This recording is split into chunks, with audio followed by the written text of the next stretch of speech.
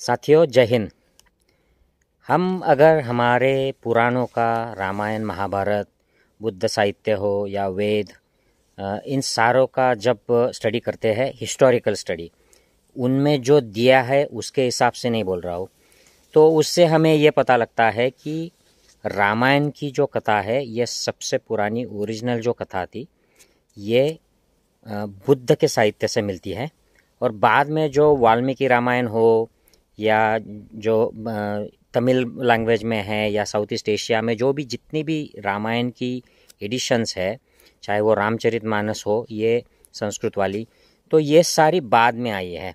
सबसे पुराना जो रामायण का जो उल्लेख आता है, राम का उल्लेख आता है, वो बुद्ध के साहित्य में त्रिपिटक में सुत्त पिटक नाम का जो सेक्शन है उसमें खुद्दका निकाय में अलग अलग किस्म की प्रेरणादायी कथाएं बुद्धा ने अपने जीवन काल में बताई थी। और उन कथाओं में जातक कथाएं थी जो जिनका टोटल नंबर होता है 547। तो ये बुद्ध के पिछले जन्म की कथाएं हैं ऐसा माना जाता है। अब आप इसको माने या ना माने, ये ऐसा माना जाता है बुद्ध साहित्य में।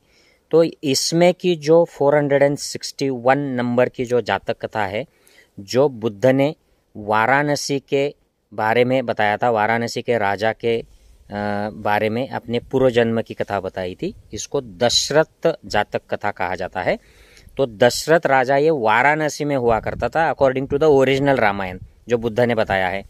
और उस दशरथ की 16,000 रानियां थी और उनमें से जो सबसे बड़ी थी उसके 4 संतान थी, उसमें 3 लड़के थे और 1 लड़की थी। और ध्यान से सुनिएगा, 3 लड़कों में सबसे बड़ा था राम पंडित, सबसे छोटा जो था वो था लखन, और लड़की जो थी उसका नाम था सीता। तो ये ओरिजिनल जो सबसे पुरानी जो राम कथा है उसमें बताया गया है कि राम, लखन और सीता, ये और एक चौथा भी लड़का था, वो ये चारों सबसे बड़ी जो रानी थी दशरथ राजा की, उसकी ये औलादें थी। और इनको चारों को 12 साल के लिए वनवास भेज दिया गया था, फिर वो हिमालय में चले गए थे। और फिर 9 साल के बाद दशरथ की मृत्यु हो गई थी। उसकी जो दूसरी रानी थी उसका आग्रह था कि उसके बेटे को भरत को गद्दी पर बिठाया जाए, लेकिन उसको ऑब्जेक्शन लगाया गया। फिर भरत हिमालय में अपने ये भाई बहनों को, सौतेले भाई बहनों को ढूंढने के लिए निकल गया, उनको ढूंढ कर निकाला, वापस आने का आग्रह किया तो राम बोले कि नहीं, मैं आ नहीं सकता हूँ, मुझे और 3 साल यहाँ बिताने हैं। और फिर ये जो कथा थी, ये कथा भगवान बुद्ध ने बताई थी कि मेरे पिछले जन्म में ऐसे हुआ था और मैं राम नाम के एक प्रिंस के रूप में जन्मा था। तो यह जन्म था, ये कोई अवतार नहीं था। तो ये राम का जन्म हो गया। अब भगवान बुद्ध के साहित्य में इसी खुद्दका निकाय सुत्त पिटक की जो कथाएं है, इसमें 407 नंबर की जो कथा है उसको कहते हैं महाकापी जातक।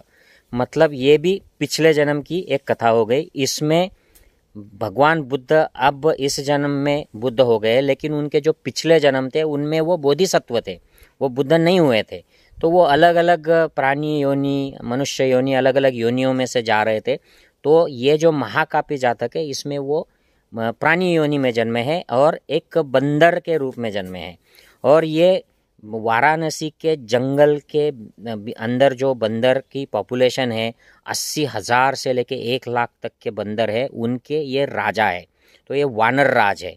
और इनकी वाराणसी के उस वक्त के राजा के साथ भेंट हो जाती है और वो किस तरीके से उनका एनकाउंटर होता है और वो कैसे उनकी मृत्यु हो जाती है, और राजा फिर उनको सम्मानपूर्वक अपने राज्य में लेके आकर उनका अंतिम संस्कार करते हैं। तो ये कथा जो है इससे हनुमान की कथा प्रेरित हुई है। जो युआन सांग आए थे चाइना से, उन्होंने ये कथा लेके गए। उनके यहाँ पर एक मंकी किंग नाम की एक 400 साल पहले किताब लिखी गई, उनको दैवत माना जाता है। चाइना में, जापान में, साउथ ईस्ट एशिया में भी इसको दैवत माना जाता है। लेकिन ये बुद्ध साहित्य के जो है इनके संदर्भ में इनको दैवत माना जाता है। ये ब्राह्मण साहित्य के राम कथा के रूप में इनको नहीं माना जाता है, राम से नहीं जोड़ा जाता है। बुद्ध साहित्य में राम अलग है, अलग जातक है, अलग जन्म है। और हनुमान, इसको हनुमान नाम नहीं है, ये ब्राह्मण ग्रंथ जो है इनमें इनको हनुमान नाम दिया गया है। तो आप ये सोच सकते हो, देख सकते हो कि बुद्ध का पिछला जन्म एक था, वाराणसी के वो प्रिंस थे, उसमें वो राम कहलाते थे। बुद्ध का दूसरा और एक पिछला जन्म था, उसमें वो वानर राज थे, जो ब्राह्मण ग्रंथ जो है रामायण, इसमें ये हनुमान करके आए हैं और यहाँ पर उन्होंने हनुमान और राम की भेंट करा दी है। राम की शादी अपने ही सिस्टर के साथ, मतलब ये स्टोरी चेंज हो गई तो इसमें राम और सीता की शादी होगी, लेकिन ओरिजिनल रामायण में राम और सीता ब्रदर और सिस्टर है, जो सबसे पुराना पाली प्राकृत भाषा में है। बाद में के सारे नए रामायण है, चाहे वो कोई भी लैंग्वेज का हो, वो चाइना में गया हो या संस्कृत में हो या जापानीज लैंग्वेज में हो, ये सारे नए हैं। सबसे पुराना पाली प्राकृत का जो त्रिपिटक में है वो है राम कथा, जिसे दशरथ जातक कथा कहते हैं। तो ये पॉसिबल ही नहीं है कि राम और हनुमान ये एक्चुअल में मिले थे, क्योंकि ये अलग अलग दो जन्मों की कथाएं थी। तो उनका संभव नहीं है कि वो किसी जन्म में, मतलब मेरा अगर पुनर्जन्म का अगर हम कंसेप्ट मानते हैं तो मेरा पिछला जन्म अगर बिल्ली का रहा हो तो वो बिल्ली और मेरा आज का जन्म जो मनुष्य है ये आपस में मिल जाए, ये हो ही नहीं सकता। इसलिए राम कभी भी हनुमान से मिले नहीं है एक्चुअल में। लेकिन ये जो रामायण जो लिखी गई, ये जो फिक्शनल प्रेरणादायी स्टोरी लिखी गई संस्कृत में, वाल्मीकि ने लिखी, फिर ये रामचरितमानस हो गई और इसकी काफ़ी सारी आवृत्तियाँ हो गई, कई 100 से ज़्यादा आवृत्तियाँ हैं। ये सारे अलग अलग डिस्क्रिप्शन करते हैं, लेकिन ओरिजिनली राम और हनुमान ये एक ही व्यक्ति के पिछले जातकों की कथाएं हैं और वो कभी एक दूसरे से फिजिकली मिले नहीं है। I hope this makes sense. Take care. जय हिंद।